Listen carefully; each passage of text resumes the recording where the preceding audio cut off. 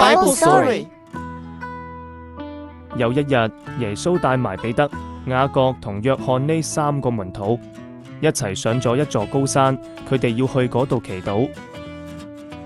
佢哋嚟到山頂，耶穌就開始祈禱。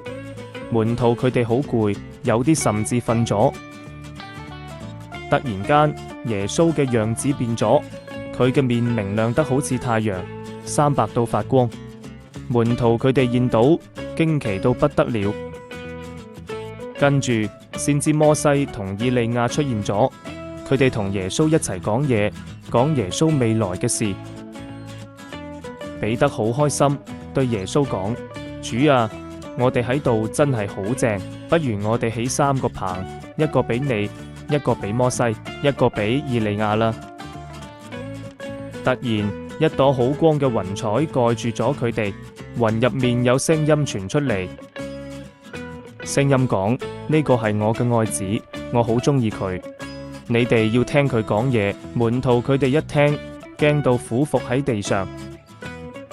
耶穌行近佢哋，摸摸佢哋講：起身，唔使怕。門徒就抬頭一望，得返耶穌一個人。佢哋落山嗰陣，耶穌叮囑佢哋，人子未從死裏復活之前，唔好同任何人講你哋見到嘅嘢。門徒問耶穌關於以利亞嘅事，耶穌話俾佢哋聽，以利亞已經嚟咗，就係施洗約翰。佢哋終於明白神嘅計劃。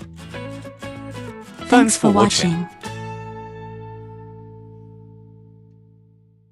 Thanks for watching.